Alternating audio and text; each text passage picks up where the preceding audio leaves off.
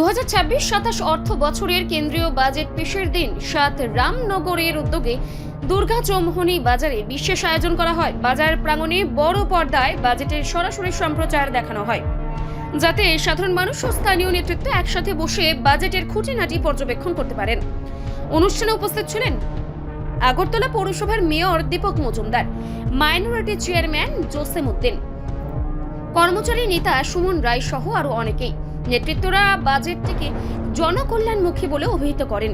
তাদের মতে এই বাজেট সাধারণ মানুষের জীবন মান উন্নয়নে সহায়ক হবে এবং সামাজিক অবকাঠামোকে আরও শক্তিশালী করবে। বিশেষ করে কৃষি, শিক্ষা ও স্বাস্থ্য খাতে বরাদ্দ বৃদ্ধিকে তারা ইতিবাচক পদক্ষেপ হিসেবে দেখেন। উপস্থিত জনসাধারণও বাজেটের বিভিন্ন দিক নিয়ে আলোচনা করেন এবং সরকারের উদ্যোগকে স্বাগত জানান।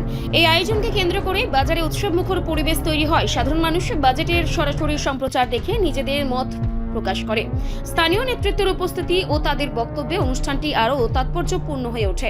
সামগ্রিকভাবে দুর্গা চৌমুহনী বাজারে ওই উদ্যোগ জনসম্পৃক্ততার এক উজ্জ্বল উদাহরণ হয়ে দাঁড়ায়, যা বাজেটকে শুধু সংসদীয় পরিষদে সীমাবদ্ধ না রেখে সাধারণ মানুষের কাছে পৌঁছে দেওয়ার প্রচেষ্টা হিসেবে প্রশংসিত হয়। জন্য অনেক পরিকল্পনা গ্রহণ করে। সার্বিকভাবে বলবো যে এই বাজেট জনকল্যাণমুখী বাজেট আমাদের 2014 সালে ভারতীয় জনতা পার্টির প্রধানমন্ত্রী নেতৃত্ব সরকার হওয়ার পর থেকে যতগুলি বাজেট তৈরি করা হয়েছে বা রচনা করা হয়েছে সেগুলি জনগণের কল্যাণের জন্য হচ্ছে এবং সেগুলিরই আমরা দেখেছি যে বিভিন্ন সেক্টর এই কয়েক বছরের মধ্যে অনেক উন্নত জায়গায় পৌঁছে গেছে। সেগুলিকে আরও সমৃদ্ধ করা আর শক্তিশালী করার জন্য বাজেটের সংস্থান রাখা হয়েছে এবং বিশেষ করে বেকার যুবকদের কর্মসংস্থানের একটা বিশেষ দিক খুলে যাবে বাজেটে এবং ছাত্রদের জন্য অনেক স্টুডেন্টদের জন্য অনেক ব্যবস্থাপনা রাখা হয়েছে। সার্বিকভাবে আমি বলবো যে বাজেট একদম জনকল্যাণমুখী এবং ভারতবর্ষের জন্য বিশাল বড় দিগন্ত করে দিয়েছে সর্ব অংশের মানুষের, শ্রমিক, কৃষিজীবী আপনার আরম্ভ করে সমস্ত অংশের মানুষের, ছাত্র থেকে আরম্ভ করে সমস্ত ব্যবসায়ী বলুন আর যে কোনো সেক্টরে যারা কাজ করছেন তাদের জন্য একটা বিশাল বিষয় বা আজকের এই বাজেট। আমি আবারও দেশের যশস্বী প্রধানমন্ত্রী নরেন্দ্র মোদীকে এবং বিশেষ করে যিনি আজকে বাজেট আমাদের উপস্থাপনা করেছেন আমাদের বিত্তমন্ত্রী নির্মলা সীতারামনজি ও অনেক ধন্যবাদ জানাচ্ছি। আমাদের আজকে এই রামনগর বিধানসভা রামনগর মণ্ডলের উদ্যোগে বাজার ব্যবসায়ীদের নিয়ে এই বাজেট আমরা একসঙ্গে দেখলাম, তাদের সামনে উপস্থাপন করা হলো, আলোচনা হবে।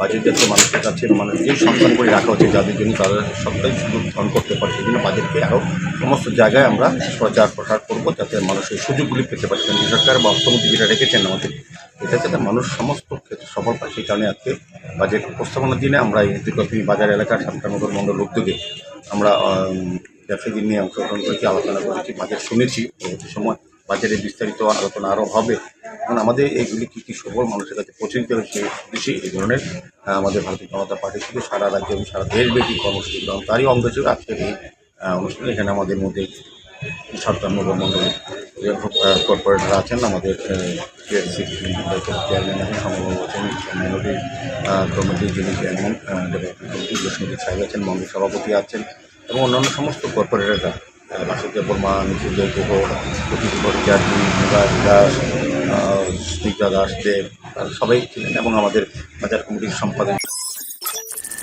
রিপোর্ট সংবাদ প্রতীক্ষা।